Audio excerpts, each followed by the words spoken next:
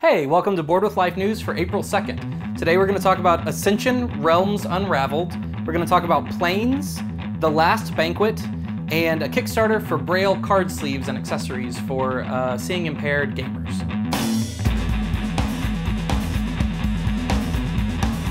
Hey, I'm Chris, welcome to Board with Life News. First things first, today, this Saturday is Tabletop Day. So make sure you go out to your local game store, check online for all the gaming events that are certainly going on in your area, and if there aren't any, make one. It's one of the biggest days in tabletop gaming. It's the day where all the community can come together from all over the world. Last year they almost had somebody on the International Space Station playing, so it's pretty crazy. They had people in Antarctica playing, so definitely go to their website, check that out. I'll link it down in the description below. Lots of cool stuff going on. Let's get into board game news. First things first, Ascension Realms Unraveled is an expansion and also a standalone game for Ascension, so you can start there or mix it with your other ones. Ascension's the popular deck building game, kind of in the vein of Dominion, but it is well themed, I guess. It has a more dynamic theme than Dominion, most people think.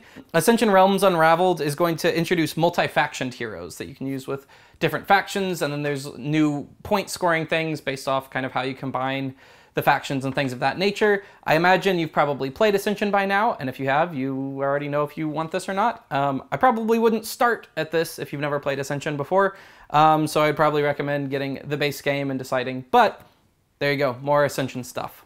This week, AEG announced that they're going to have an upcoming game called Planes.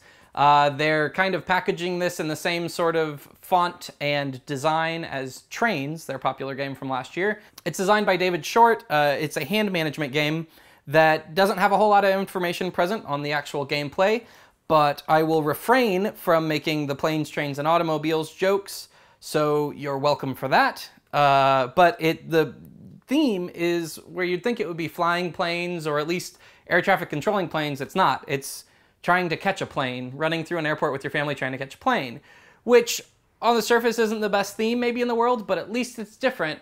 And it seems like, I bet they could have made this a zombie game if it's running to catch a thing, running away from stuff and blocking other players. So at least they didn't make it a zombie game, so let's not be too hard on them for making a weird game about a thing that is stressful that nobody likes doing. So anyways, we'll see if that's any good. I'll keep you updated on that. This week, Fantasy Flight announced that they're going to be bringing The Last Banquet to the US. This game sounds like something my group would freak out about. The Board with Life group would love to play. It's for 6 to 25 players, so it fits really, really big groups, and it's kind of like a murder mystery party meets Two Rooms and a Boom, where you're split into two teams, at least two teams. In the normal game, there'll be two teams, and you're both trying to kill the king. One of you's trying to do it by stabbing him, one of you's trying to do it by poisoning him, but the goal of the game is to get a certain player on your team seated next to the king at the end of the game, and that's how you win. There are 25 different roles. Shut Up and Sit Down pointed out, apart from Meeple's Magazine's coverage of the game, that there's a character called the Witch, and they can seduce another player, which means that other player from the other team has to share a seat with them for the whole game, and they move together. There's also a character like a jester that makes people dance in the middle, and then they sort of have to musical chairs find seats. So it seems kind of like this fun murder mystery style, constantly changing seats at a table game that seems right up our alley, so I'm pretty excited about that one. All right, the Kickstarter for this week. It's not a game per se, but it's actually blind accessible board game accessories that are currently on. I said accessible accessories quite a few times in that sentence, so I apologize. But basically, these are things like transparent sleeves for cards that have Braille on them for popular card games like Love Letter or Dominion, as well as other like Braille dice and things of that nature for King of Tokyo, so that people that are seeing impaired can play these games that we love to play. So that's super awesome. Board games are one of the most welcoming communities in anything I've been a part of. So that's really exciting that we can kind of open our hobby up to other players, especially other players that maybe don't have a lot of access to a lot of other games because of the fact that they're seeing impaired. So I think this is really cool. It's already met its funding goal, so that's great. It's already getting made.